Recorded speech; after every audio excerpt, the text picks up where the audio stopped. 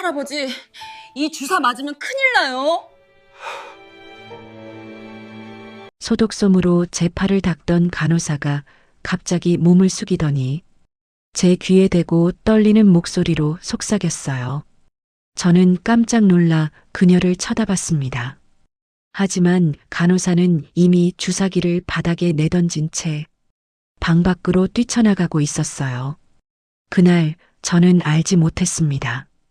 백신 한 방이 제 인생을 송두리째 바꿔놓을 거라는 것을, 그리고 이 작은 속삭임이 끔찍한 진실의 시작이었다는 것을요. 서울 청담동의 한 고급 아파트 30층. 아침 햇살이 거실 창문으로 쏟아져 들어왔습니다. 73세 김영수 할아버지는 식탁에 앉아 된장찌개와 밥을 조용히 드시고 계셨어요. 평생 성실하게 살아온 영수 할아버지의 얼굴에는 세월의 주름이 깊게 패여 있었죠. 그런데 아침 식사가 편안하지만은 않았습니다. 며느리 박미라가 부엌과 식탁을 오가며 계속 시계를 확인하더니 입을 열었어요. 아버님, 오늘 병원 예약 오후 2시로 잡아놨어요. 서둘러 준비하셔야 해요. 미라의 목소리는 공손했지만 어딘가 재촉하는 느낌이 역력했습니다. 영수 할아버지는 숟가락을 내려놓으며 고개를 저었어요. 나는 벌써 코로나 주사 다 맞았는데 뭘 또 맞아. 아버님, 이번엔 새로운 변이 바이러스 대응하는 백신이라니까요. 요즘 뉴스 안 보세요? 70 넘으신 분들은 꼭 맞아야 한대요. 미라는 단호한 표정으로 말했습니다. 영수 할아버지는 며느리의 눈빛이 평소와 다르다는 걸 느꼈지만 괜히 말썽 부리고 싶지 않았어요. 마지못해 고개를 끄덕이며 방으로 들어가 외출 준비를 했습니다. 1시간 뒤 미라의 하얀색 수입차가 아파트 지하 주차장을 빠져나왔어요. 조수석에 앉은 영수 할아버지는 창밖을 내다보며 묵묵히 있었죠. 차는 청담동 거리를 달려 청담 메디컬 센터 앞에 멈춰 섰습니다. 병원 입구는 깨끗하고 현대적이었고 로비에는 고급스러운 인테리어가 눈에 띄었어요. 미라가 영수 할아버지의 팔을 잡으며 안으로 들어갔습니다. 대기실에는 70대 이상으로 보이는 노인 환자들이 여럿 앉아 계셨어요. 접수 창구로 다가간 미라가 직원에게 예약 확인을 했죠. 이름표에 송지혜라고 적힌 젊은 직원이 컴퓨터를 확인하더니 고개를 들었습니다. 김영수 환자분이시죠? 특실로 안내해 드릴게요. 지혜는 일어나서 복도 안쪽을 가리켰어요. 일반 대기실이 아닌 별도의 공간으로 안내받는다는 게 영수 할아버지는 조금 이상했습니다. 하지만 미라가 자연스럽게 앞장서서 걸어가니까 따라갈 수밖에 없었죠. 복도 끝에 있는 VIP 접종실이라는 팻말이 붙은 문 앞에 도착했어요. 그때 하얀 가운을 입은 50대 남자가 복도에서 나타났습니다. 병원장 최병원이었어요. 어머, 원장님. 바쁘실 텐데 직접 나오셨네요. 미라가 환하게 웃으며 인사했습니다. 최병원도 부드러운 미소를 지으며 영수 할아버지에게 고개를 숙였어요. 어르신, 오늘 건강하게 접종 잘 받고 가세요. 영수 할아버지는 뭔가 석연치 않았지만 그냥 고개만 끄덕였습니다. 최병원이 문을 열어주자 안에는 깨끗한 접종실이 보였어요. 침대 하나와 의료기구들, 그리고 냉장고가 놓여 있었죠. 잠시만 기다리시면 간호사가 올 겁니다. 최병원은 그렇게 말하고는 미라와 눈빛을 주고받은 뒤 나갔습니다. 영수 할아버지와 미라만 남은 접종실은 너무 조용했어요. 미라는 휴대폰을 꺼내보는 척하며 시간을 확인했습니다. 잠시 후 똑똑 노크 소리와 함께 20대 후반으로 보이는 여자 간호사가 들어왔어요. 이름표에는 이지은이라고 적혀 있었습니다. 지은은 트레이를 들고 있었는데 주사기와 작은 약병이 올려져 있었죠. 안녕하세요. 백신 접종 도와드리겠습니다. 지은의 목소리는 떨리고 있었어요. 그녀는 트레이를 옆 테이블에 내려놓고 약병을 집어들었습니다. 약병을 자세히 들여다보던 지은의 얼굴이 굳어졌어요. 약병에 붙은 라벨이 평소 보던 백신과 뭔가 달랐거든요. 지은은 재빨리 냉장고 쪽으로 가서 문을 열었습니다. 안에 있는 다른 백신 약병들과 비교해 보니 성분 표기가 완전히 달랐어요. 제조사 정보도 없고 약품명도 희미하게 지워진 것처럼 보였죠. 순간 며칠 전 야간 근무 중에 우연히 들었던 대화가 머릿속에 떠올랐습니다. 병원장실 문틈으로 들려왔던 미라와 최병원의 목소리가 귓가에 생생했어요.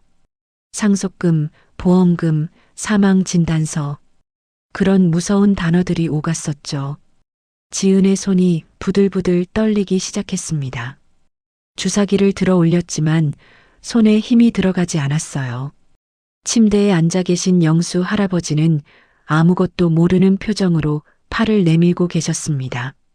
지은은 떨리는 손으로 주사기 끝을 할아버지의 팔에 가져다 댔어요. 소독솜으로 팔을 닦는 척하며 할아버지 얼굴 가까이 몸을 숙였습니다. 그리고 미라가 휴대폰을 보는 틈을 타 할아버지 귀에 입을 바짝 갖다 댔어요. 할아버지, 이거 맞으면 큰일 나요. 지은의 속삭임은 너무 작아서 미라는 전혀 눈치채지 못했습니다. 영수 할아버지가 깜짝 놀라 지은을 쳐다보는 순간 지은은 주사기를 바닥에 내던졌어요. 그리고 문을 박차고 복도로 뛰쳐나갔어요. 접종실에는 영수 할아버지와 미라만 남았습니다. 두 사람 모두 무슨 일인지 이해할 수 없다는 표정으로 서로를 바라봤죠. 바닥에는 주사기가 떨어져 있었고 약병은 테이블 위에 그대로 놓여 있었습니다. 복도에서 급한 발소리가 들려왔습니다. 최병원 원장이 황급히 접종실 문을 열고 들어왔어요. 그는 바닥에 떨어진 주사기를 보더니 당황한 표정을 감추려 애쓰며 입을 열었죠. 아이고, 죄송합니다. 간호사가 갑자기 배가 아프다고 하더니 화장실로 뛰어갔네요. 최병원의 목소리는 차분했지만 이마에는 땀이 맺혀 있었습니다. 영수 할아버지는 말없이 원장을 바라봤어요. 아까 간호사가 귀에 대고 한 말이 자꾸만 머릿속에 맴돌았거든요. 할아버지, 이거 맞으면 큰일 납니다. 도대체 무슨 뜻이었을까요? 원장님, 다른 간호사 불러주세요. 빨리 접종하고 가야죠. 미라가 짜증 섞인 목소리로 말했습니다. 하지만 영수 할아버지는 침대에서 일어서며 고개를 저었어요. 아니다. 오늘은 그냥 가야겠어. 아버님, 여기까지 왔는데 왜 그러세요? 미라의 얼굴이 굳어졌습니다. 영수 할아버지는 대답 대신 문 쪽으로 걸어갔어요. 가슴속 어딘가에서 불안감이 밀려오고 있었거든요. 평생 살면서 이런 느낌을 받아본 적이 없었는데 오늘따라 뭔가 이상했습니다. 어르신, 괜찮으십니까? 제가 건강 상태라도 확인해 드릴까요? 최병원이 영수 할아버지를 붙잡으려 했지만 영수는 손을 뿌리치며 복도로 나왔어요. 미라가 황급히 뒤따라 나왔죠. 아버님, 적어도 내일은 꼭 오셔야 해요. 이 백신 안 맞으면 정말 위험하다니까요. 미라는 영수 할아버지의 팔을 잡고 늘어졌습니다. 복도에 있던 다른 환자들이 힐끗힐끗 쳐다봤어요. 영수 할아버지는 며느리의 손을 조용히 떼어내며 엘리베이터 버튼을 눌렀습니다. 내일 생각해보마. 짧게 대답하고는 엘리베이터에 올라탔어요. 미라도 어쩔 수 없이 따라 탔지만 얼굴에는 불만이 가득했죠. 엘리베이터 안은 침묵으로 가득했습니다. 지하 주차장에 도착해 차에 오른 두 사람은 한마디도 나누지 않았어요. 미라는 핸들을 꽉 쥔 채 거칠게 시동을 걸었습니다. 차는 병원을 빠져나가 청담동 거리를 달렸어요. 30분쯤 지나 아파트에 도착했습니다. 영수 할아버지는 차에서 내려 집으로 들어갔어요. 거실을 지나 자신의 방문을 닫고는 침대에 털썩 앉았죠. 가슴이 두근거렸습니다. 아까 그 간호사의 떨리는 목소리가 계속 귓가에 들렸거든요. 영수 할아버지는 창밖을 내다보며 최근 며느리의 행동을 하나하나 떠올려 봤어요. 몇 달 전부터 미라는 자꾸 요양원 이야기를 꺼냈습니다. 아버님 혼자 계시면 위험하니까 좋은 곳 알아봐 드릴게요. 그때는 그냥 걱정해서 하는 말인 줄 알았는데 이제 보니 뭔가 석연치 않았어요. 그리고 보험 서류에 도장을 찍어달라는 일도 있었죠. 미라는 건강보험이라고 했지만 영수 할아버지는 내용도 제대로 못 보고 도장을 찍었습니다. 한편 병원에서 10분 거리에 있는 작은 원룸에서 이지은은 문을 잠그고 떨고 있었어요. 침대 모서리에 앉아 무릎을 끌어안은 채 숨을 몰아쉬었습니다. 방금 저지른 일이 믿어지지 않았거든요. 병원을 뛰쳐나온 뒤 택시를 타고 집으로 왔는데 손이 아직도 떨렸어요. 지은은 눈을 감고 며칠 전 그날 밤을 떠올렸습니다. 일주일 전 화요일 밤이었어요. 야간 근무를 서던 지은은 병원장실 앞 복도를 지나가고 있었죠. 밤 11시쯤 됐는데 병원장실에서 불빛이 새어나왔습니다. 이상하다 싶어 살짝 다가갔더니 안에서 목소리가 들렸어요. 최병원 원장과 여자의 목소리였죠. 원장님, 확실하게 처리할 수 있죠? 여자 목소리는 차갑고 단호했습니다. 걱정 마세요. 염화칼륨은 주입하면 심장마비처럼 보이니까. 70 넘은 노인이 갑자기 심장마비로 사망하는 건 이상한 일도 아니고요. 최병원의 목소리가 들렸어요. 사망 진단서는요? 당연히 제가 써드리죠. 급성 심근경색으로 기록하면 됩니다. 10억 원 상속금에 보험금까지 합치면 얼마죠? 12억쯤 될 거예요. 원장님 몫은 2억 원, 약속대로 드릴게요. 지은은 그 순간 숨이 멎는 줄 알았습니다. 급히 발소리를 죽이고 그 자리를 빠져나왔죠. 그날 이후로 지은은 밤마다 악몽을 꿨어요. 하지만 증거도 없고 누구한테 말할 수도 없었습니다. 그러다 오늘 그 약병을 보는 순간 모든 게 현실이 됐던 거예요. 지은은 떨리는 손으로 휴대폰을 꺼냈습니다. 포털 사이트에 김영수를 검색했어요. 수많은 검색 결과가 나왔지만 그중 눈에 띄는 기사 하나가 있었죠. 20년 전 경제면 기사였습니다. 한국바이오텍 창립자 김영수 회장, 아들에게 경영권 승계. 지은의 눈이 커졌어요. 기사 속 사진에는 오늘 병원에서 만난 그 할아버지가 있었습니다. 훨씬 젊은 모습이었지만 분명 같은 사람이었어요. 이럴 수가. 지은은 중얼거렸습니다. 그 할아버지가 단순한 노인이 아니었던 거예요. 거대 제약회사를 만든 사람이었다니까요.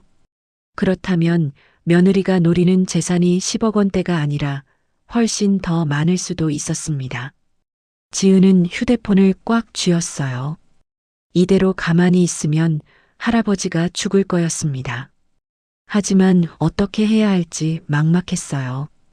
경찰에 신고한다고 해도 증거가 부족했거든요. 지은은 침대에 누워 천장을 바라봤습니다. 밤은 깊어가고 있었고 내일 무슨 일이 벌어질지 알 수 없었어요. 다음 날 아침 8시 영수 할아버지는 침대에 누워 천장만 바라보고 있었습니다. 어젯밤 한숨도 못 잤거든요. 간호사의 경고가 계속 머릿속을 맴돌았어요. 문 두드리는 소리가 들렸습니다. 아버님, 일어나셨어요? 오늘도 병원 가셔야죠. 미라의 목소리였어요. 영수 할아버지는 잠시 망설이다가 가래를 뱉는 소리를 냈습니다. 몸이 안 좋네. 오늘은 못 가겠어. 네. 아버님, 어제도 안 맞으셨잖아요. 미라가 문을 벌컥 열고 들어왔어요. 얼굴에는 짜증이 역력했죠. 하지만 곧 표정을 부드럽게 바꾸며 침대 옆으로 다가왔습니다. 아버님, 어디 불편하세요? 제가 약 갖다 드릴까요? 아니다. 그냥 좀 쉬면 나을 거야. 영수 할아버지는 이불을 턱까지 끌어올렸어요. 미라는 한참 동안 시아버지를 내려다보다가 한숨을 쉬며 방을 나갔습니다. 거실로 나온 미라는 휴대폰을 꺼내 누군가에게 전화를 걸었어요. 원장님, 오늘도 아버님이 안 가시겠대요. 어떡하죠? 전화기 너머로 최병원의 목소리가 들렸습니다. 미라는 입술을 깨물며 고개를 끄덕였어요. 알겠어요. 내일은 무슨 수를 써서라도 모시고 갈게요. 전화를 끄는 미라는 부엌으로 갔습니다.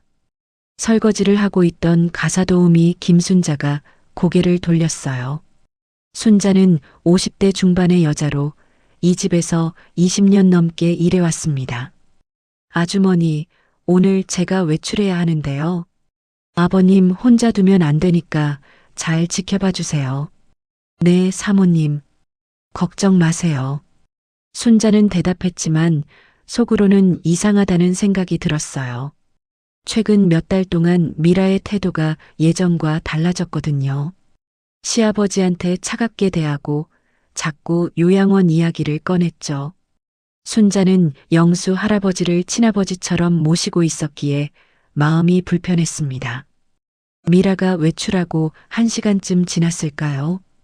영수 할아버지는 방문을 살짝 열고 거실을 살폈어요. 순자가 청소기를 돌리며 안방 쪽으로 가는 게 보였습니다. 지금이 기회였어요. 영수 할아버지는 조용히 방에서 나와 현관으로 갔습니다. 신발을 신고 문을 여는데 뒤에서 순자의 목소리가 들렸어요. 어르신, 어디 가세요? 아, 순자 씨.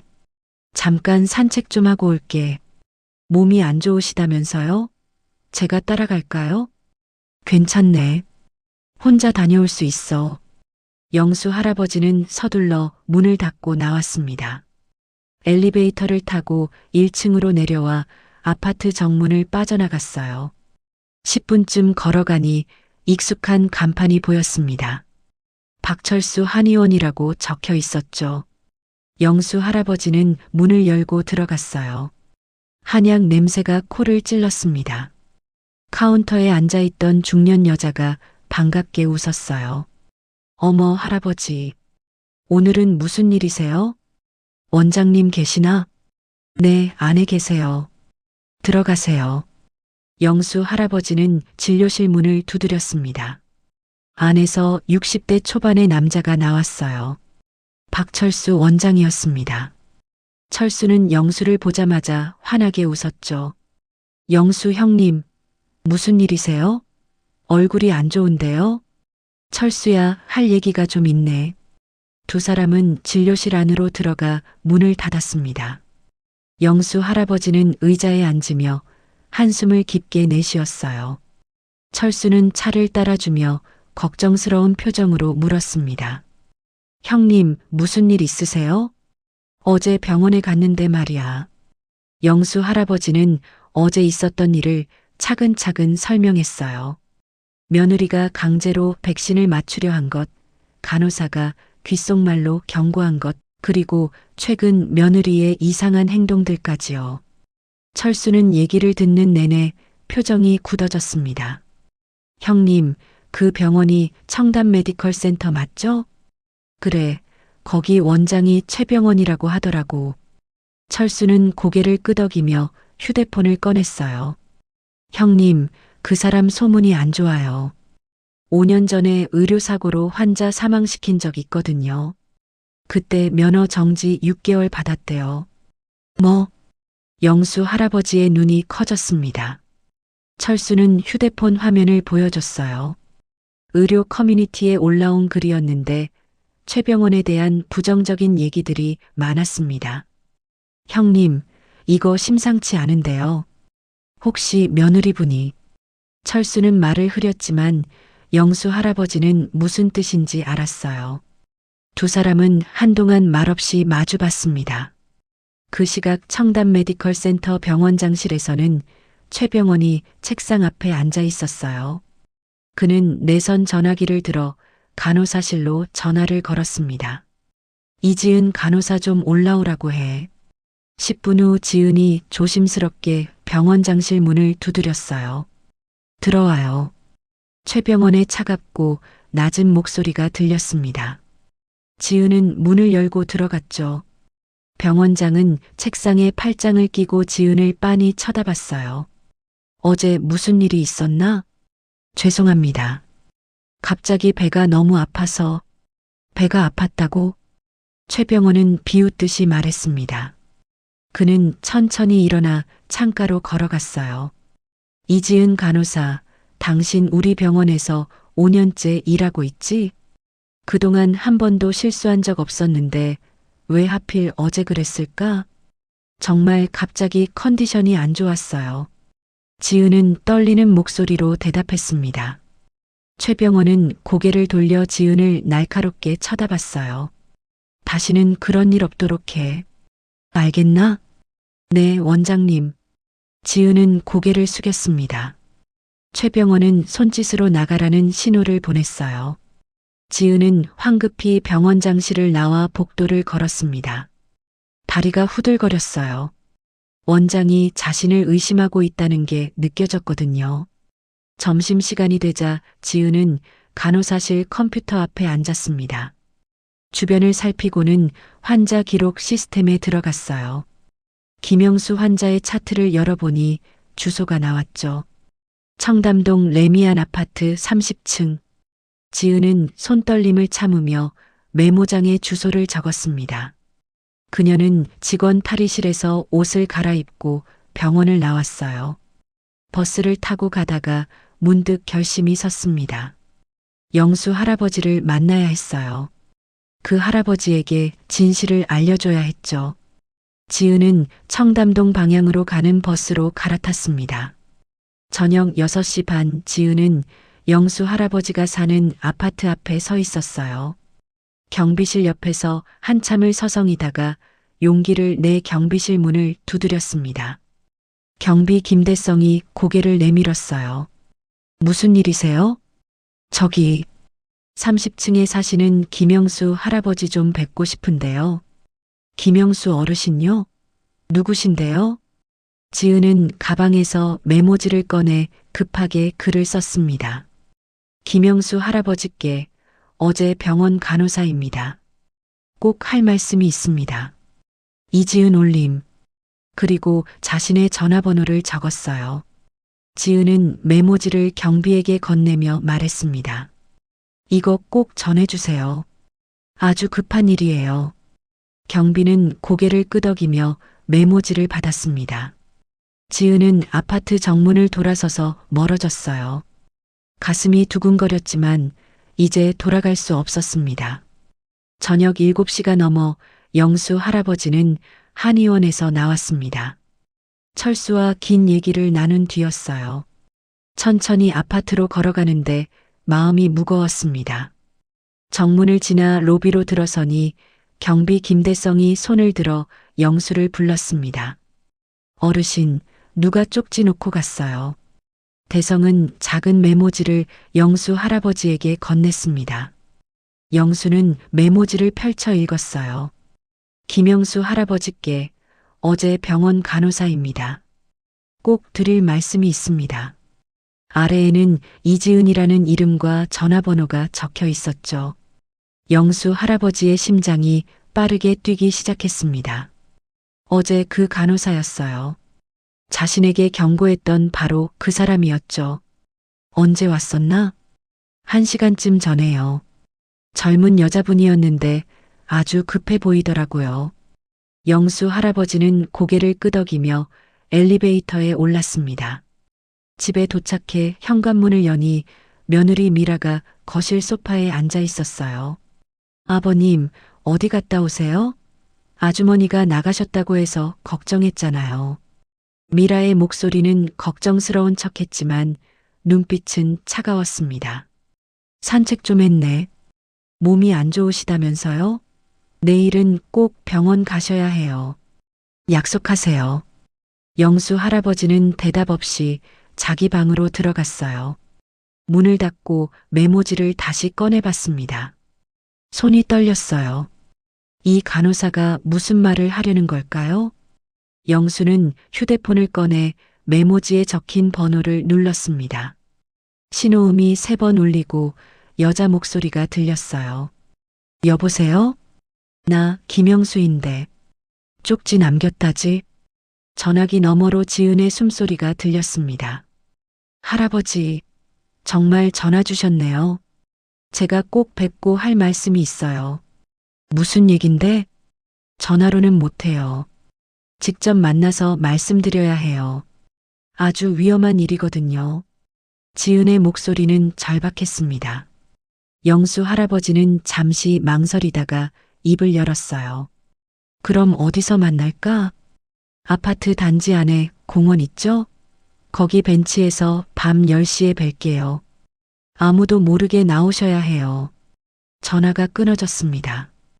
영수 할아버지는 휴대폰을 내려놓고 시계를 봤어요.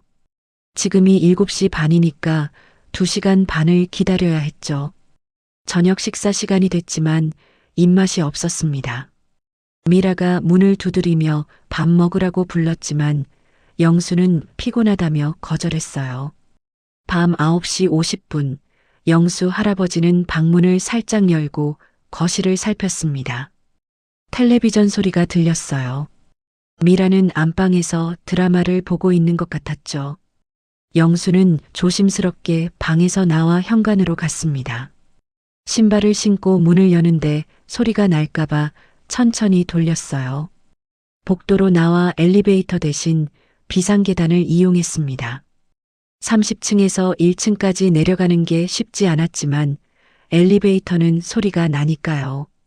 1층에 도착한 영수 할아버지는 숨을 몰아쉬며 후문으로 나갔습니다.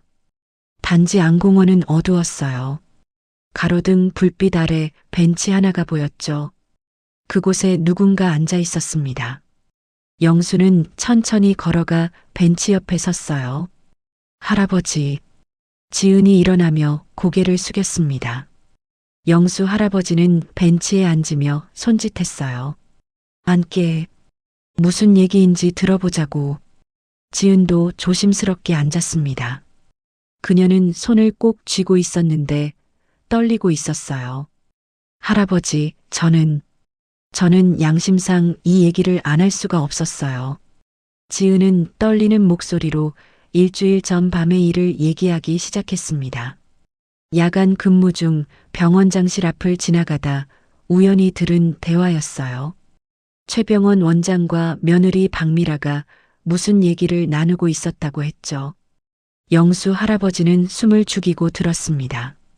그때 제가 조금 늦게 퇴근했거든요. 밤 11시쯤 됐을 거예요. 병원장실에 불이 켜져 있길래 이상하다 싶었어요. 지은은 목소리를 낮췄습니다. 문틈으로 소리가 들렸어요. 며느님 목소리와 원장님 목소리였죠. 며느님이 말씀하시더라고요. 확실하게 처리할 수 있냐고요. 영수 할아버지의 얼굴이 굳어졌습니다. 그 다음에 원장님이 뭐라고 했는데 지은은 말을 잇지 못하고 눈물을 글썽였어요. 영수는 지은의 어깨를 가만히 두드렸습니다. 괜찮네. 천천히 얘기해보게. 지은은 눈물을 닦으며 계속 말했어요. 원장님이 염화칼륨을 주사하면 심장마비처럼 보인다고 했어요. 70 넘은 어르신이 갑자기 심장마비로 돌아가시는 건 이상한 일도 아니라고요. 사망 진단서도 자기가 써준다고. 영수 할아버지의 손이 떨렸습니다. 지은은 가방에서 휴대폰을 꺼냈어요. 그때 너무 무서워서 휴대폰 녹음 기능을 켰어요. 일부만 녹음됐지만 들려드릴게요. 지은이 녹음 파일을 재생했습니다. 조용한 공원에 여자 목소리가 흘러나왔어요. 12억쯤 될 거예요. 상속금이랑 보험금 합쳐서요. 미라의 목소리였습니다. 영수 할아버지는 숨이 멎는 것 같았어요. 이어서 최병원의 목소리가 들렸죠. 그럼 제 몫은 2억 원 약속 지키시는 거죠? 당연하죠. 일 처리되면 바로 드릴게요. 통장으로 나눠서 입금하면 되죠? 녹음은 거기서 끊어졌습니다. 영수 할아버지는 벤치에 등을 기댄 채 하늘을 올려다봤어요. 별이 보이지 않았습니다. 서울 하늘은 늘 그랬죠. 그래서 어제 주사를 못 놓은 거구먼. 네. 그 약병을 보는 순간 모든 게 확실해졌어요. 일반 백신이 아니었어요. 지은은 고개를 떨구며 말했습니다. 영수 할아버지는 한참 동안 말이 없었어요. 지은도 조용히 앉아 있었죠. 바람이 불어와 나뭇잎이 흔들렸습니다. 영수는 천천히 입을 열었어요. 고맙네. 자네가 아니었으면 나는 지금. 할아버지, 경찰에 신고하셔야 해요. 지은이 급하게 말했습니다. 하지만 영수는 고개를 저었어요. 증거가 부족해. 녹음 파일도 일부만 있고 약병도 이미 처리했을 거야. 그럼 어떻게 해요? 영수 할아버지는 지은을 돌아보며 조용히 미소 지었습니다. 그 미소에는 슬픔과 동시에 무언가 단단한 결심이 담겨 있었어요. 자네한테 얘기할 게 있네. 나는 사실 그냥 평범한 노인이 아니야. 네. 나는 20년 전까지 한국바이오텍이라는 제약회사 회장이었어. 그 회사를 내가 만들었지. 지은의 눈이 커졌습니다. 그럼 검색해서 나온 그분이 맞아. 20년 전에 아들한테 회사를 물려주고 은퇴했어. 조용히 살고 싶었거든. 영수 할아버지는 먼 곳을 바라보며 말했어요. 그런데 며느리가 노리는 게 12억이 아닐 거야. 내 재산은 그것보다 훨씬 많거든. 며느리는 원장한테도 거짓말을 한 거지. 지은은 손으로 입을 막았습니다. 영수는 계속 말했어요. 내일 당장 경찰에 가면 며느리가 증거를 없앨 거야. 우리한테 필요한 건 확실한 증거야. 그럼 어떻게 하실 거예요? 영수 할아버지는 지은의 손을 잡았습니다. 그의 손은 따뜻했어요. 일단 자네는 병원에서 평소처럼 일하게. 아무 일도 없었던 것처럼 말이야. 나는 내 사람들한테 연락해서 계획을 세울 거야. 너무 위험하지 않을까요? 괜찮아. 나도 오래 살았지만 이렇게 당하고만 있을 순 없지. 영수 할아버지는 일어서며 지은에게 말했어요. 조심해서 들어가게. 그리고 자네 연락처는 내가 안전하게 보관할 테니 걱정 말고. 할아버지도 조심하세요. 며느님이 눈치채면 안 돼요. 두 사람은 공원에서 각자 다른 방향으로 걸어갔습니다. 영수 할아버지는 아파트로 돌아가는 길에 주머니에서 오래된 명함 하나를 꺼냈어요. 이성우 변호사의 명함이었죠. 20년 전 비서실장이었던 사람이었습니다. 내일 아침에 전화를 걸어야겠다고 생각했어요. 이제 가만히 있을 수만은 없었습니다. 다음 날 아침 8시 영수 할아버지는 거실 식탁에 앉아 아침밥을 먹고 있었습니다. 며느리 미라가 부엌에서 국그릇을 들고 나왔어요. 아버님, 오늘은 컨디션 좀 어때요?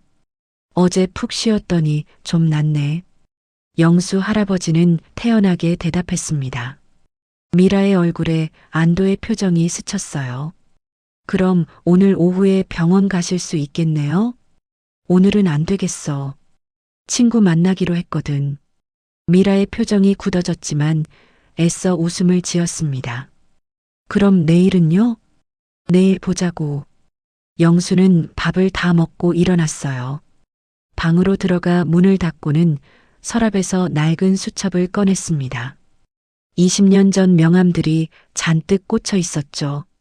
그 중에서 이성우 변호사 명함을 찾아냈어요. 휴대폰을 꺼내 번호를 눌렀습니다.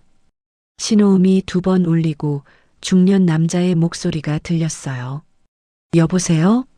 성우야, 나 김영수야. 전화 너머로 잠시 침묵이 흘렀습니다. 그러더니 놀란 목소리가 들려왔죠. 회장님, 정말 오랜만이십니다. 무슨 일이세요? 급한 일이 생겼네. 오늘 만날 수 있나? 물론이죠. 어디로 갈까요? 자네 사무실로 내가 가지. 알겠습니다. 10시쯤 오시면 될까요? 전화를 끄는 영수 할아버지는 옷을 갈아입었습니다. 거실로 나오니 미라가 소파에 앉아 휴대폰을 보고 있었어요. 나 좀 나갔다 올게. 어디 가세요? 친구 만나러. 영수는 현관문을 나섰습니다. 미라는 휴대폰을 내려놓고 창문으로 다가가 시아버지가 아파트 정문으로 나가는 걸 지켜봤어요. 그녀는 곧바로 전화를 걸었습니다. 원장님, 아버님이 밖에 나가셨어요. 뭔가 수상한데. 1시간 후 영수 할아버지는 강남 한복판의 높은 빌딩 앞에 섰습니다. 법무법인 정도 간판이 보였어요. 엘리베이터를 타고 15층에 내려 사무실 문을 열었죠. 깔끔한 접수 데스크에 젊은 여자가 앉아 있었습니다. 김영수 회장님 맞으시죠? 이성우 변호사님이 기다리고 계세요. 안내를 받아 들어간 변호사 사무실은 넓고 밝았어요. 창가 쪽 책상에 60대 초반의 남자가 앉아 있었습니다. 이성우 변호사였죠. 성우는 벌떡 일어나 영수 할아버지를 맞이했어요. 회장님, 정말 오랜만입니다. 두 사람은 악수를 나누고 소파에 앉았습니다. 성우가 차를 따라주며 조심스럽게 물었어요. 무슨 일이 있으신 겁니까? 영수 할아버지는 지난 며칠간 있었던 일을 차근차근 설명했습니다.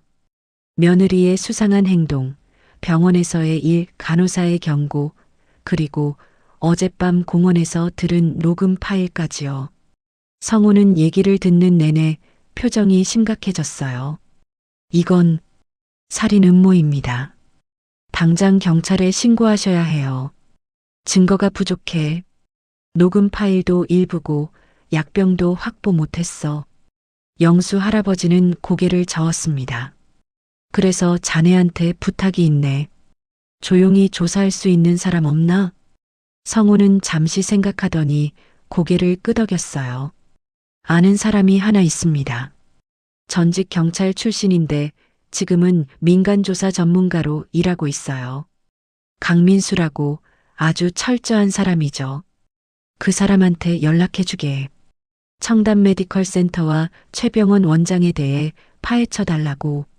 알겠습니다. 바로 연락하겠습니다. 성우는 책상으로 가서 전화를 걸었어요. 통화는 5분 정도 이어졌고 성우가 돌아와 앉았습니다. 내일 결과 나올 겁니다. 민수 씨가 오늘 안에 최대한 조사한다고 하네요. 영수 할아버지는 안도의 한숨을 쉬었어요. 한편 청담 메디컬 센터에서는 이지은이 평소처럼 근무하고 있었습니다. 환자들에게 주사를 놓고 혈압을 재고 차트를 정리했죠. 점심시간이 되자 지은은 간호사 휴게실로 갔어요. 동료 간호사 2명이 도시락을 먹고 있었습니다. 지은아, 어제 왜 그랬어? 원장님한테 혼났다며? 응. 갑자기 배가 아파서. 지은은 애써 웃으며 대답했습니다. 동료들이 자리를 뜨자 지은은 휴게실 문을 잠갔어요. 그리고 복도로 나가 약품 보관실 쪽으로 조심스럽게 걸어갔죠. 보관실 문은 잠겨 있었지만 지은은 마스터키를 가지고 있었습니다. 주변을 살피고 문을 열어 안으로 들어갔어요. 냉장고를 열고 선반을 확인했죠. 저 구석에 문제의 약병이 보였습니다. 지은은 떨리는 손으로 약병을 집어가온 주머니에 넣었어요. 재빨리 냉장고 문을 닫고 보관실을 나왔습니다. 복도는 다행히 조용했어요. 근무가 끝난 후 지은은 가운을 벗어 사물함에 넣지 않고 가방에 챙겼습니다. 주머니에 있는 약병이 걱정됐거든요. 병원을 나와 버스를 타고 강북 쪽으로 향했어요. 40분쯤 가니 대학가가 나왔습니다. 작은 약국 앞에서 내려 문을 열고 들어갔죠. 어서 오세요. 카운터에 앉아있던 30대 초반 여자가 고개를 들었어요. 한지민이었습니다. 대학 때 간호학과와 약학과는 건물이 붙어 있어서 친해졌던 사이였죠. 지민아, 어머, 지은아, 오랜만이다. 무슨 일이야? 지은은 주변을 살피고 작은 목소리로 말했어요. 부탁이 하나 있어. 이 약병 성분 분석 좀 해줄 수 있어? 지은은 가방에서 약병을 꺼냈습니다. 지민은 약병을 받아들고 라벨을 자세히 봤어요. 이거 뭐야? 제조사 표시도 없네. 그래서 부탁하는 거야. 정확히 뭐가 들어있는지 알아야 해. 지민은 심각한 표정으로 고개를 끄덕였습니다. 알았어. 이틀 정도 걸릴 것 같아. 대학 연구실에 부탁해야 할 것 같거든. 고마워. 꼭 비밀로 해줘. 걱정 마. 그런데 무슨 일인지 나중에 얘기해줘야 해. 지은은 약국을 나와 집으로 돌아갔습니다. 이틀 후인 금요일 오후 지은의 휴대폰이 울렸어요. 지민의 전화였습니다. 지은아, 분석 결과 나왔어. 지금 만날 수 있어? 응, 어디서? 우리 약국으로 와. 중요한 얘기야. 1시간 후 지은은 다시 약국에 도착했습니다. 지민은 지은을 약국 안쪽 상담실로 데려갔어요. 문을 닫고 서류 한 장을 꺼내 보여줬죠. 지은아, 이거 백신 아니야. 뭐? 고농도 염화칼륨이야. 농도가 엄청 높아. 이걸 정맥에 주사하면. 지민은 말을 멈췄습니다. 지은이 창백한 얼굴로 물었어요. 어떻게 돼? 5분 안에 심장마비가 올 거야. 이 농도면 살아날 가능성이 거의 없어. 지은은 의자에 주저앉았습니다. 손이 부들부들 떨렸어요. 자신이 그걸 할아버지에게 주사할 뻔했다는 생각에 온몸에 소름이 돋았죠. 지은아, 도대체 어디서 이걸 구한 거야? 이거 살인 도구잖아. 지은은 지민에게 모든 걸 털어놨습니다. 지민은 얘기를 듣고는 경악한 표정을 지었어요. 당장 경찰에 가야 해. 할아버지가 증거를 더 모으고 있대. 나는 이 분석 결과를 할아버지한테 전해드려야 해. 지은은 분석 서류를 받아 가방에 넣었습니다. 그날 밤 지은은 영수 할아버지에게 문자를 보냈어요. 할아버지, 약병 성분 분석 결과 나왔어요. 염화칼륨이 맞습니다. 내일 만나서 서류 드릴게요. 잠시 후 답장이 왔습니다. 고맙네. 내일 같은 장소에서 보세. 토요일 아침 영수 할아버지는 이성우 변호사 사무실에 다시 와 있었습니다. 책상 위에는 두꺼운 서류 뭉치가 놓여 있었어요. 성우가 서류를 넘기며 설명했죠. 회장님, 강민수 씨가 조사한 내용입니다. 최 병원은 지난 5년 동안 3건의 의료사고를 일으켰어요. 영수는 서류를 집어들고 읽기 시작했습니다. 환자 2명이 사망한 사건도 있었고, 한 건은 의료과실로 면허 정지 6개월을 받았더군요. 그리고 더 중요한 게 있습니다. 청담 메디컬 센터가 작년에 대규모 의료 장비를 구입했다가 실패했어요. 지금 30억 원 빚을 지고 있답니다. 그래서 며느리 제안을 받은 거구먼. 영수 할아버지는 서류를 내려놓았습니다. 성우는 차를 따라주며 조심스럽게 입을 열었어요. 회장님, 이제 경찰에 가셔야 합니다. 제가 아는 검사한테 연락해 볼까요? 누군데? 정윤아 검사님입니다. 검찰청 공정거래조사부에 계세요. 영수 할아버지의 눈이 커졌습니다. 정 교수 따님? 네, 맞습니다. 회장님이 20년 전에 장학금 주셨던 학생이에요. 영수는 고개를 끄덕였어요. 정 교수는 자신의 대학 선배였고 딸이 법대에 진학한다고 했을 때 장학금을 지원했었죠. 그래, 연락해보게. 성우는 곧바로 전화를 걸었습니다. 10분 후 통화가 끝나고 성우가 말했어요. 오늘 오후 3시에 만나자고 하십니다. 검찰청이 아니라 조용한 곳에서 만나고 싶대요. 오후 3시 강남의 한 조용한 카페 2층 룸에 세 사람이 모였습니다. 40대 초반의 여자가 영수 할아버지 앞에 앉았어요. 정윤아 검사였습니다. 단정한 정장 차림에 날카로운 눈빛을 가진 사람이었죠. 회장님, 오랜만입니다. 그때 장학금 정말 감사했습니다. 잘 있었나? 검사가 됐다는 소식 들었네.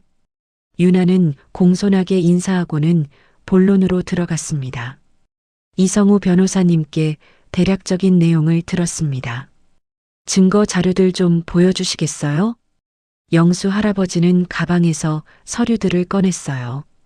간호사 지은이 준 녹음 파일, 약병 성분 분석 결과서, 그리고 강민수가 조사한 최병원의 과거 기록들이었죠. 유나는 서류들을 꼼꼼히 검토하며 녹음 파일도 들었습니다. 10분쯤 지나 유나가 고개를 들었어요.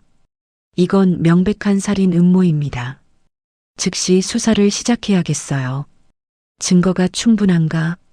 녹음 파일과 성분 분석 결과만으로도 영장 발부는 가능합니다. 하지만 현장에서 결정적 증거를 잡는 게 더 확실하죠. 유나는 휴대폰을 꺼내 누군가에게 전화를 걸었습니다. 김 팀장님, 저 정윤아입니다. 긴급한 건이 있어서요. 지금 만날 수 있으세요? 1시간 후 카페에 50대 남자가 한 명 더 합류했어요. 식품의약품안전처 특별사찰팀장 김태훈이었습니다.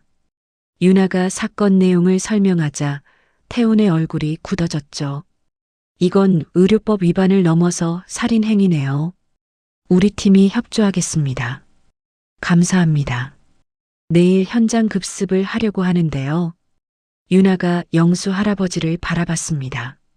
회장님, 위험하시겠지만 내일 병원에 가셔서 접종을 받는 척 하셔야 합니다. 그 순간에 우리가 급습하는 거죠. 영수 할아버지는 잠시 생각하다 고개를 끄덕였어요. 알겠네. 내가 며느리한테 내일 병원 간다고 하지. 저녁 6시 영수 할아버지는 집으로 돌아왔습니다. 거실에서 텔레비전을 보던 미라가 고개를 돌렸어요. 아버님, 어디 갔다 오세요? 친구 만나고 왔네. 영수는 소파에 앉으며 입을 열었습니다. 미라야, 내일 병원 가자고. 미라의 눈이 반짝였어요. 정말요? 아버님이 마음을 바꾸신 거예요? 그래. 생각해보니까 맞는 게 나을 것 같아서. 미라는 기쁨을 감추려 애썼지만 입꼬리가 올라갔습니다. 좋은 결정하셨어요. 제가 바로 병원에 예약할게요. 미라는 황급히 방으로 들어가 휴대폰을 꺼냈습니다. 최병원에게 전화를 걸었어요. 원장님, 내일 아버님 모시고 갈게요. 오후 2시로 예약 잡아주세요. 전화기 너머로 최병원의 목소리가 들렸죠. 알겠습니다. 내일 확실히 처리하겠습니다. 꼭이요. 이번엔 실수 없어야 해요. 미라는 전화를 끊고 창밖을 바라봤습니다. 내일이면 모든 게 끝날 거였어요. 시아버지가 사라지면 재산은 모두 자기 것이 될 터였죠. 그날 밤 영수 할아버지는 지은에게 문자를 보냈습니다. 내일 오후 2시에 병원 갈 거야. 자네도 준비해주게. 지은의 답장이 왔어요. 알겠습니다. 조심하세요. 다음 날 아침 일찍 유나 검사는 지은을 만났습니다. 조용한 카페에서 둘이 마주 앉았어요. 이지은 간호사님이시죠? 정윤아 검사입니다. 유나는 신분증을 보여줬습니다. 지은은 긴장한 얼굴로 고개를 끄덕였어요. 오늘 오후 2시 접종실에서 평소처럼 일하시면 됩니다. 단 약병을 주사기에 담을 때 CCTV에 선명하게 찍히도록 천천히 하세요. 네, 알겠습니다. 우리 수사관들이 정확히 2시에 들어갈 겁니다.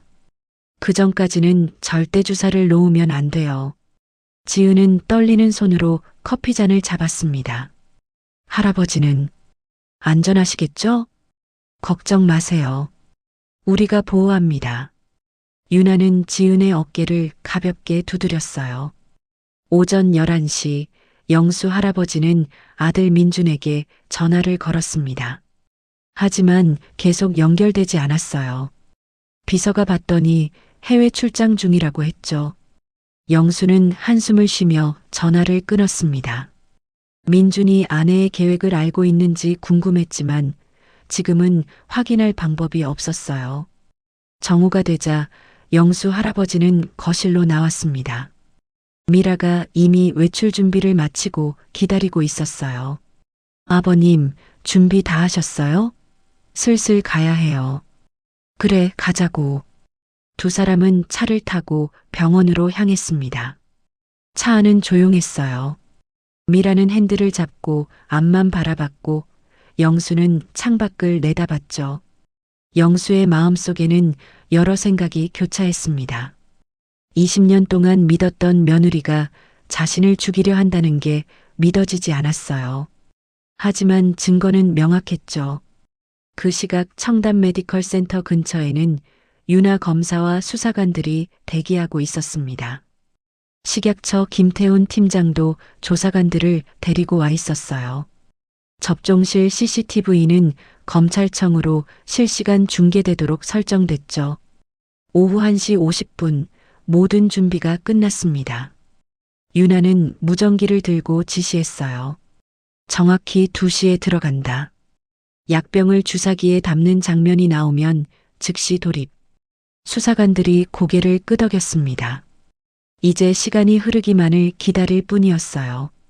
오후 1시 50분 미라의 차가 청담 메디컬 센터 주차장에 들어섰습니다. 영수 할아버지는 차에서 내려 병원 입구를 바라봤어요.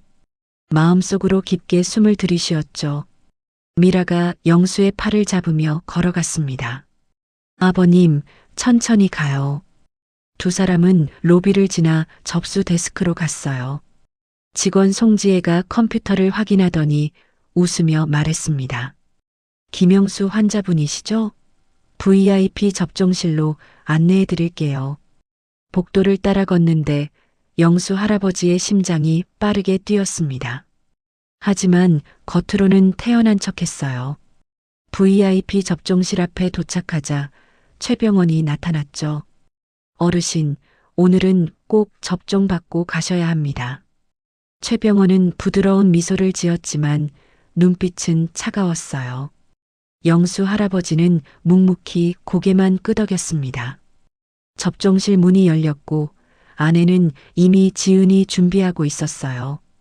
트레이 위에 주사기와 약병이 놓여 있었죠. 어서 들어오세요. 지은의 목소리는 떨렸지만 애써 침착하게 말했습니다. 영수 할아버지가 침대에 앉고 미라는 옆 의자에 앉았어요. 최병원은 문 밖에서 지켜보고 있었죠. 그 시각 병원 밖 골목에는 검은색 승합차 2대가 서 있었습니다. 윤아 검사와 수사관 6명이 차 안에서 대기 중이었어요. 다른 차에는 김태훈 팀장과 식약처 조사관 4명이 타고 있었죠. 윤아는 노트북 화면을 보고 있었습니다. 접종실 CCTV가 실시간으로 중계되고 있었거든요. 준비됐나? 윤아가 작은 목소리로 물었습니다. 수사관들이 고개를 끄덕였어요. 모두 긴장한 표정이었죠. 접종실 안에서 지은은 트레이를 집어들었습니다. 침대 옆 테이블에 트레이를 내려놓았어요. 먼저 소독솜을 꺼내 영수 할아버지의 팔을 닦았죠. 그리고 천천히 약병을 집어들었습니다.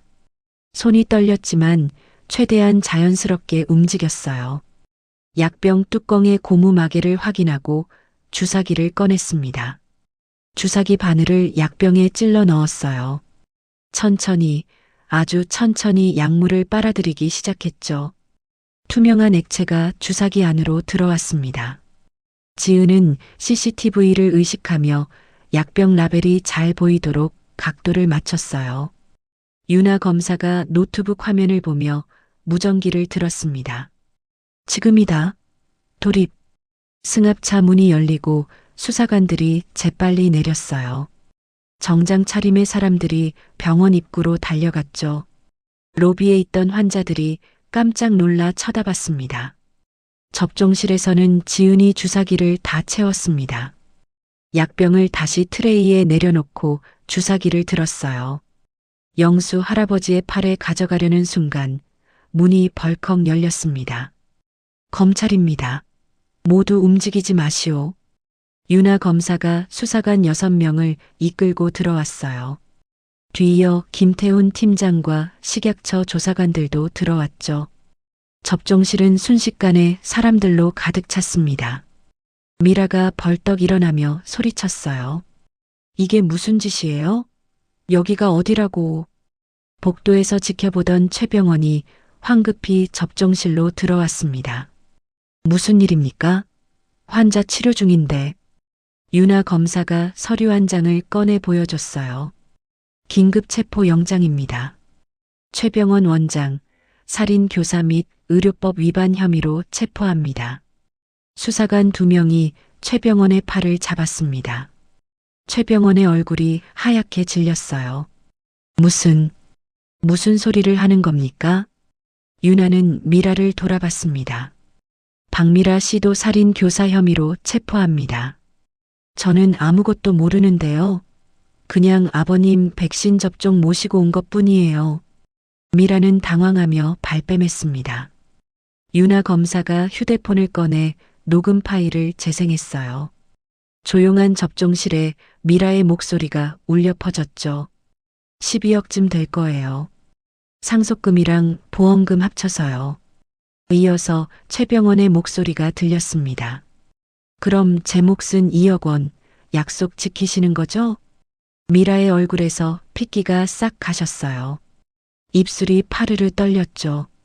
이게 어디서 나온 거예요? 윤아는 녹음 파일을 멈추고 김태훈 팀장을 돌아봤습니다. 태훈은 장갑을 낀 손으로 트레이 위에 약병을 집어들었어요. 이 약병 압수합니다. 성분 검사 결과 백신이 아닌 고농도 염화칼륨으로 밝혀졌습니다. 식약처 조사관이 증거 봉투를 꺼내 약병을 넣었어요. 최병원이 벽에 등을 기대며 주저앉았습니다. 아닙니다. 저는 원장님 이미 다 끝났어요. 솔직하게 말하세요. 윤아의 목소리는 단호했습니다. 최병원은 한참 동안 바닥을 보다가 고개를 들었어요. 박미라 씨가 저한테 2억 원을 준다고 했습니다. 병원비 때문에 어쩔 수가 없었어요. 미라가 소리쳤어요. 뭐라고요? 원장님이 저한테 먼저 제안했잖아요. 거짓말 마세요. 당신이 먼저 찾아와서 시아버지를 없애달라고 했어요. 두 사람이 서로를 비난하기 시작했습니다. 수사관들이 둘을 떼어놨어요. 윤아 검사가 손짓으로 지시하자 수사관들이 수갑을 꺼냈습니다. 차가운 금속 소리와 함께 최병원과 미라의 손목에 수갑이 채워졌어요. 두 분 모두 체포합니다.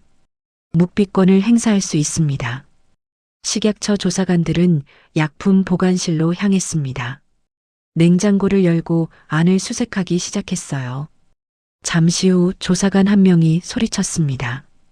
팀장님, 여기 같은 약병이 3개 더 있습니다. 태훈 팀장이 달려가 확인했어요. 모두 똑같은 약병이었고 라벨에는 제조사 정보가 없었죠. 전부 압수한다.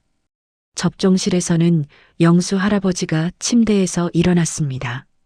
미라가 시아버지를 봤어요. 눈에는 눈물이 가득했죠. 아버님, 왜 이러세요? 저는 그냥... 영수 할아버지는 며느리를 조용히 바라봤습니다. 미라야, 나는 자네를 믿었네. 20년 동안 가족이라고 생각했어. 아버님, 오해예요. 정말로. 그만하게. 영수의 목소리는 차가웠습니다. 미라는 더 이상 말하지 못하고 고개를 떨궜어요. 수사관들이 두 사람을 끌고 나갔죠. 복도에는 환자들과 직원들이 모여 웅성거리고 있었습니다. 윤아 검사가 영수 할아버지에게 다가왔어요. 회장님, 수고하셨습니다. 위험한 순간이었죠? 자네들 덕분에 살았네. 영수는 지은을 돌아봤습니다. 지은은 트레이를 들고 서 있었는데 아직도 손이 떨리고 있었어요. 지은 양, 고맙네. 자네가 아니었으면. 지은은 눈물을 흘리며 고개를 숙였습니다. 제가 할 일을 했을 뿐이에요. 영수 할아버지는 지은의 어깨를 가볍게 두드렸어요. 그리고 병원을 나섰습니다.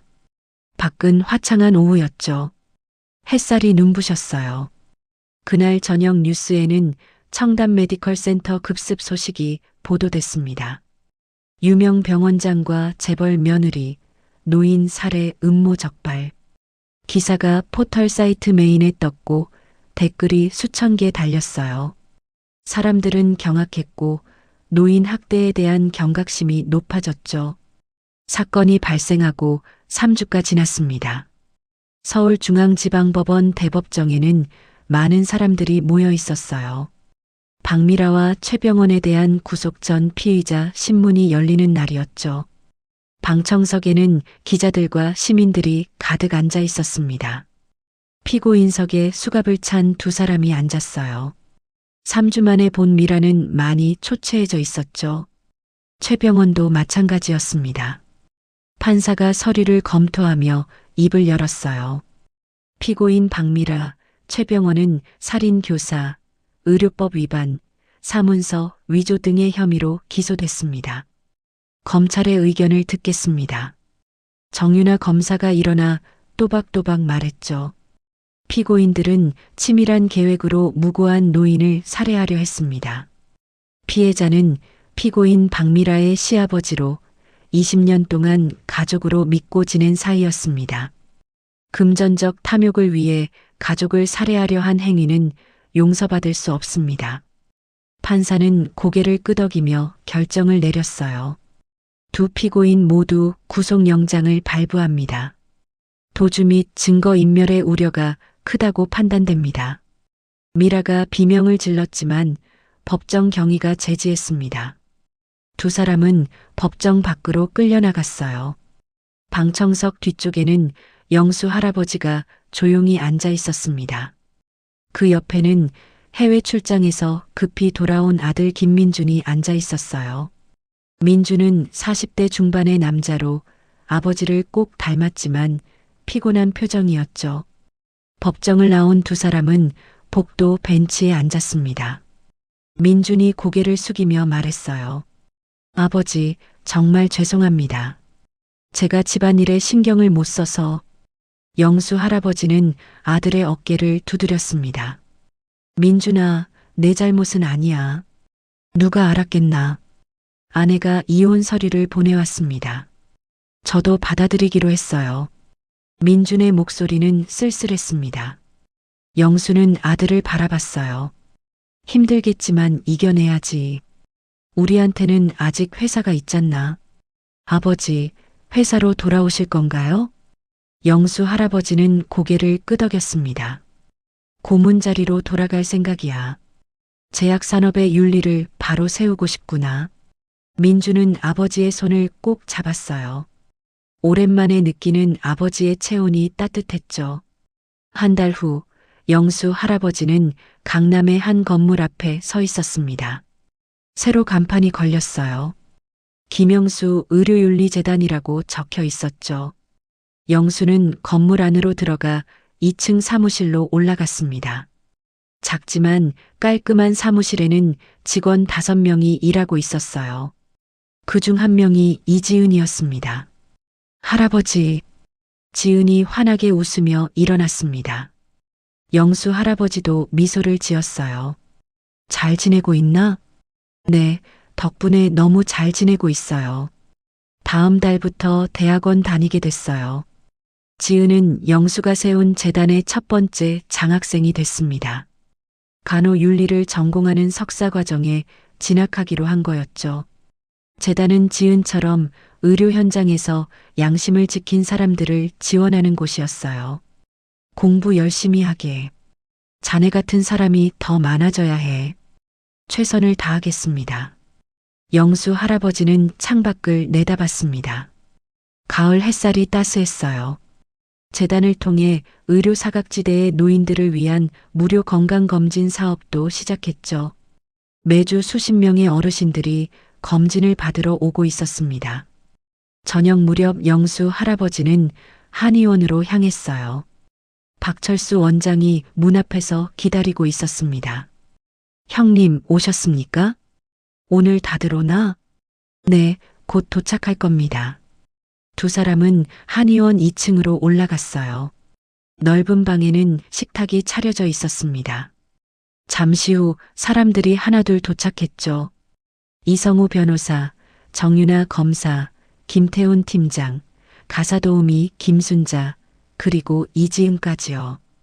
영수 할아버지가 자신을 도와준 사람들을 모두 초대한 자리였습니다. 여러분, 오늘 이렇게 모여주셔서 감사합니다. 영수가 자리에서 일어나 말했어요. 제가 위기에 처했을 때 여러분이 도와주지 않았다면 지금 이 자리에 없었을 겁니다. 특히 지은 양은 자기 직장까지 걸고 저를 구해줬죠. 지은은 얼굴이 빨개져 고개를 숙였습니다. 영수는 계속 말했어요. 이번 일을 겪으면서 깨달았습니다. 진정한 가족은 피로 맺어진 관계가 아니라 신뢰와 사랑으로 맺어진 관계라는 거요. 순자 아주머니가 눈물을 닦았어요. 영수 할아버지는 잔을 들어 올렸습니다. 앞으로 남은 인생을 사회에 환원하는 데 쓰겠습니다. 여러분도 함께 해주시길 바랍니다. 모두가 잔을 들어 건배했어요. 따뜻한 저녁 식사가 이어졌죠. 사람들은 웃으며 이야기를 나눴고 영수 할아버지는 오랜만에 편안한 마음을 느꼈습니다. 2달 후 국회에서는 노인 학대 방지법 개정안이 통과됐어요. 영수 할아버지의 사건이 계기가 됐죠. 의료기관의 노인 환자 보호 의무가 강화됐고 의심스러운 처방에 대한 이중 확인 절차가 도입됐습니다. 언론에서는 이 사건을 집중 보도했고 노인 대상 범죄에 대한 사회적 경각심이 높아졌어요. 어느 토요일 오후 영수 할아버지는 아파트 근처 공원을 산책하고 있었습니다. 옆에는 손자 손녀가 함께 걸었어요. 10살짜리 손자 준호와 8살짜리 손녀 서연이었죠. 할아버지, 저기 비둘기 있어요. 서연이 손가락으로 가리키며 소리쳤습니다. 영수 할아버지는 손녀의 손을 잡고 걸어갔어요. 그래, 우리 먹이 줄까? 네. 아이들은 신나서 뛰어갔습니다. 영수는 벤치에 앉아 아이들을 바라봤어요. 맑게 웃는 손주들의 모습이 아름다웠죠. 이 아이들이 자라서 살아갈 세상이 조금이라도 더 안전하고 따뜻했으면 좋겠다고 생각했습니다. 저 멀리 아들 민준이 걸어오는 게 보였어요. 민준은 이혼 후 더 자주 아버지를 찾아왔습니다. 회사 일도 아버지와 상의하며 함께 결정했죠. 아버지, 산책 나오셨네요. 응, 아이들이랑 좀 나왔지. 민준이 아버지 옆에 앉았습니다. 두 사람은 말없이 아이들을 바라봤어요. 가을 햇살이 공원을 비추고 낙엽이 바람에 날렸습니다. 영수 할아버지는 깊게 숨을 들이쉬었어요. 공기가 상쾌했습니다. 민준아. 네, 아버지. 행복이 뭔지 알겠나? 민준은 잠시 생각하다 고개를 저었어요. 돈도 아니고 명예도 아니야. 이렇게 사랑하는 사람들과 함께 있는 거지. 영수는 아들의 어깨를 두드렸습니다. 민준은 고개를 끄덕이며 아버지의 손을 잡았어요. 그날 저녁 영수 할아버지는 일기를 썼습니다. 73년을 살면서 이렇게 큰 위기를 겪은 적은 없었지만 동시에 이렇게 소중한 것을 깨달은 적도 없었다고 적었죠. 진정한 가족은 피가 아니라 마음으로 맺어진다는 것, 돈보다 중요한 건 신뢰와 사랑이라는 것, 그리고 어려울 때 손 내밀어주는 사람이 진짜 친구라는 것을요. 영수는 펜을 내려놓고 창밖을 바라봤습니다. 서울의 밤은 불빛으로 가득했어요. 어디선가 살아가는 수많은 사람들이 있겠죠. 그들 모두가 행복하기를 바라며 영수는 조용히 기도했습니다. 내일은 또 어떤 하루가 펼쳐질까요? 영수 할아버지는 미소를 지으며 불을 껐습니다. 평범하지만 소중한 일상이 기다리고 있을 터였죠.